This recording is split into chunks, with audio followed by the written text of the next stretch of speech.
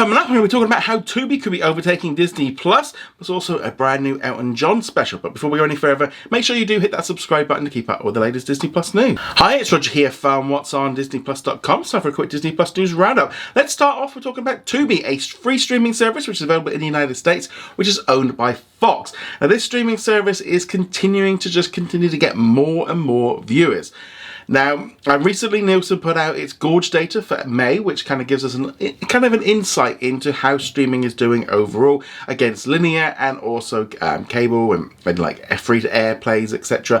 And so when you're looking at all of the data, Disney Plus comes in at 1.8% of usage, the exact same amount as Tubi. Now, Hulu is slightly ahead at 3%. While Netflix is at 7.8% and YouTube is right at the top. Now, obviously, this is comparing to all of television, and it's kind of showing really how Tubi is continuing just to get audiences. Now, there obviously are a few reasons for it. First off, it's free, so I can't stress it enough. So that is obviously an instant kind of way of getting in. It has a wide selection of films and shows, and it has got, you know, the fast channels and stuff. So it kind of feels like a nice, easy thing to try out.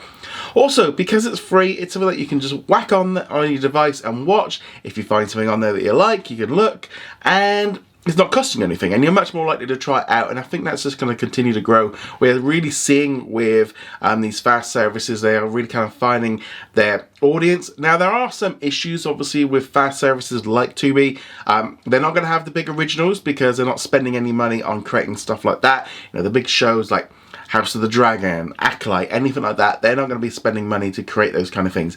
But they're quite happy to buy in from other platforms years later. So we're still going to need to have that kind of level. And also, you know, Disney, etc. are still kind of licensing stuff to them. Now, whether or not, I could quite easily see Disney maybe at some point opening up a free tier where, you know, you get access to a certain amount of content, the free channels, etc. And then they kind of get you to upgrade. Because the big thing right now is money is tight. People are looking to cut costs. Streaming costs continue to go up. You know, they keep going up in prices. And so therefore, people are looking to make cuts. And if you've got a free service like Tubi, it makes sense to have it installed and to use it a little bit, see if there's anything on there. And yeah, again, it's free. So if you maybe have free services, you maybe cut down to 2 and start using Tubi a little bit more. You know, there are lots of different options available. And yeah, I'm not surprised that it's growing. I think Disney and other streaming services are going to have to do a little bit more to it. I think this idea maybe of charging you for the ad-supported tier, maybe that's something that they're going to have to look into. Maybe they drop the price but increase the ads, because it's going to come at a cost. It's not going to be for free.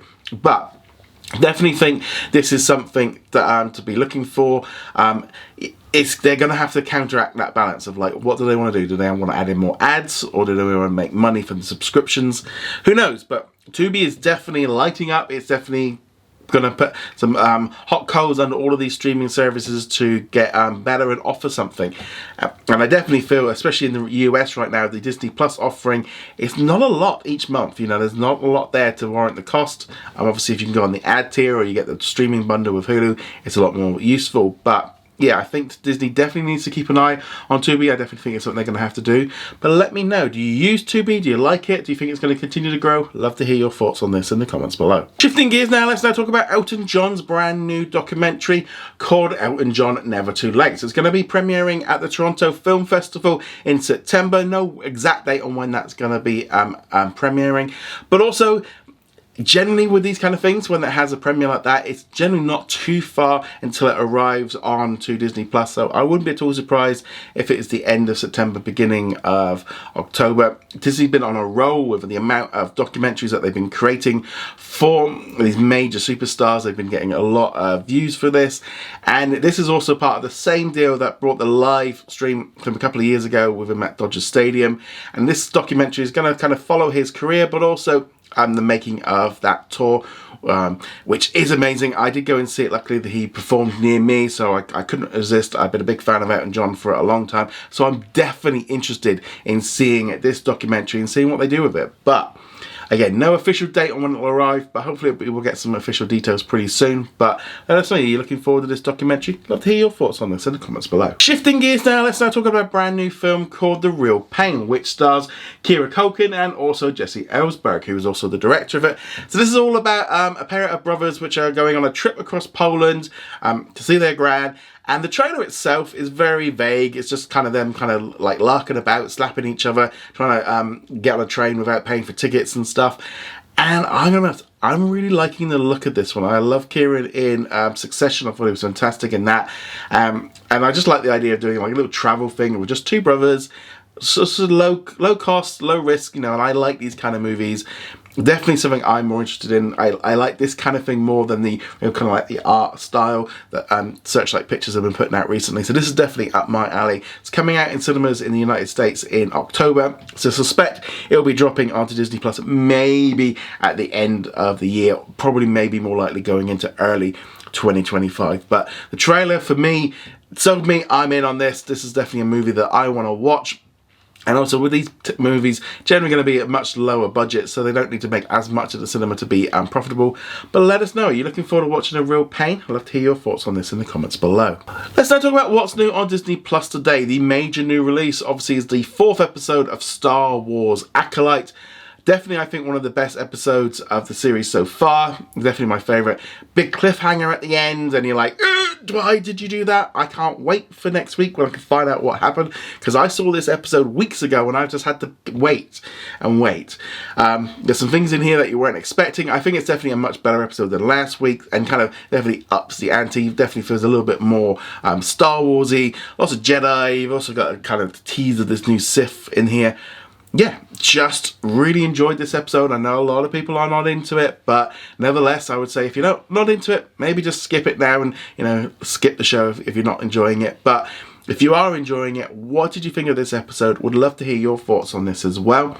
Also today in the UK, we were the lucky ones. This one was delayed for some reason from UK release. Not sure why. So this is what I'm going to be checking out at some point over the next week. I'm going to be honest, it's not high up on my watch list because it's so late, and this is the kind of thing of when these shows come out a little bit later, there's essentially no essential reason for me to watch them. So I prioritise stuff that's new and other things. But yeah, I'm going to check this one out. Definitely got a few big shows. They're definitely dropping some big ones, but it's just a shame we didn't get this one in line with the US release, because I think the hype would have been a little bit better for it.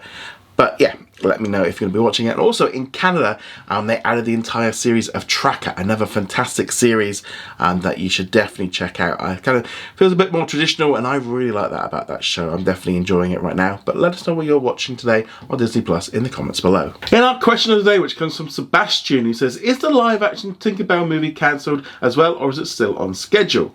Now, there's been lots of reports of Disney maybe working on a Tinkerbell movie. I think at one point Reese Witherspoon was connected to it. I'm imagining right now that all those kind of projects are probably on hold. There's a lot of stuff floating around during the strikes and during the pandemic of things that they wanted to do.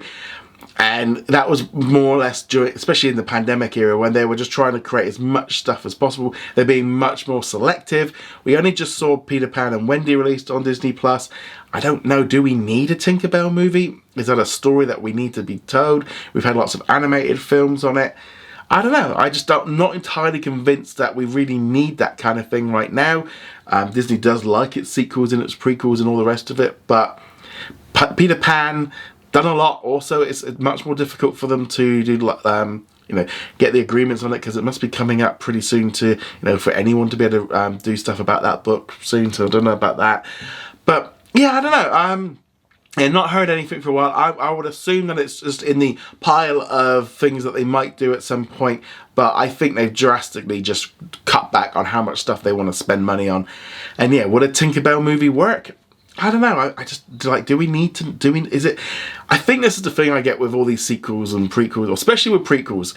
Some of the times they're like, I don't need to know their origin story. They just turn up, and they're explained, and that's it. I don't need to know. But I'd love to know, would you like to see a Tinkerbell movie as well? Love to hear your thoughts on this in the comments below. Go check us out over at whatsondisneyplus.com. Like, follow, and subscribe, and I shall see you guys soon. Laters.